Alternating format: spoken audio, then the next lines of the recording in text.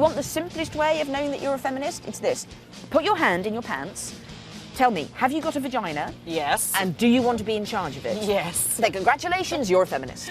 I already know it because I read your book. And what about men? Men can be feminists too. I mean, the thing is that there are no rules of feminism other than this. One, women are equal to men. And two, don't be a dick.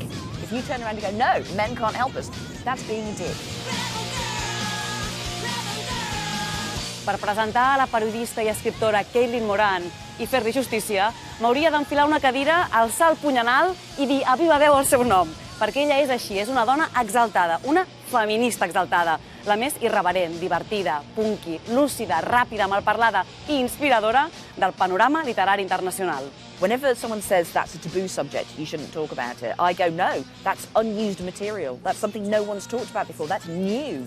And if you're a writer, you're like, I want the new stuff. I want to talk about secrets. It's my job. I start the conversation because I have no shame whatsoever. Moran és tota una celebrity a Anglaterra des que va escriure Cómo ser mujer, un superèxit de vendes on explica la seva vida. Ella és la més gran de 8 germans. Va viure en una casa on només hi havia 3 llits i als 11 va deixar l'escola. Yes, no, my parents were big hippies. They were part of the counterculture. They believed in the apocalypse. They just got bored, basically, of having to do so much washing of underwear and making sure it was ready every morning for us to go to school. So they said, do you want to go to school anymore? And we went, no. You said that you learned everything in books and in rock and roll. Yes, the inside of Warstone's Public Library is the inside of my head. And this is why I feel so sad we're closing all the libraries in the UK now. Oh. And, this is the way that the working classes can educate themselves. That's why they were invented, and we still need them.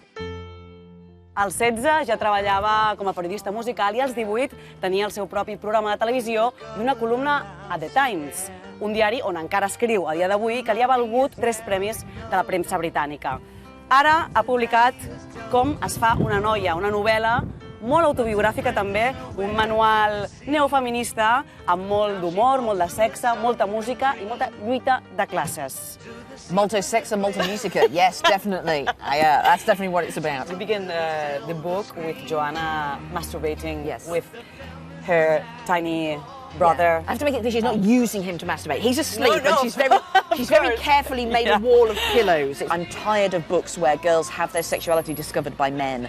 The whole book is then waiting for someone to come and have sex on them, and their sexuality isn't theirs. It's like, no, page 1, sentence 1. She knows how to make herself happy. She knows about her body. She's not scared of it. She's claimed herself. She's not waiting for some boy to come and have sex on her. I thought that was incredibly important. All the protagonists of both your autobiography, the novel, and also the sitcom Raised by Wolves, they are quite similar. Yes, I'm doing this on purpose. It's like a Woody Allen deal. Woody Allen always writes about neurotic Jewish New York boys, and I will always write about fat, gobby, oversexed teenage girls. They're my thing. That's, it's not like they're overrepresented anywhere else. And yesterday in the press conference, you were talking about the power of culture to change things and to open minds. That you said that culture can be more powerful than politics. Yes.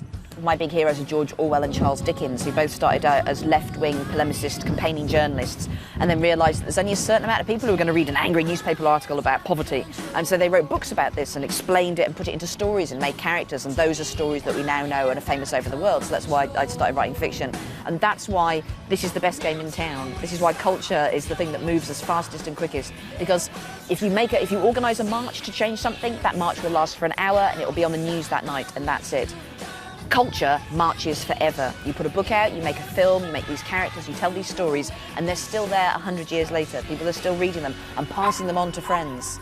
Culture marches forever. I think that we need more references as you in the cultural scene, because Spain is a very sexist country. Yeah. Less than 2% of the people that are asked admit to be a feminist. 2%? 2%, less than 2%. Yeah.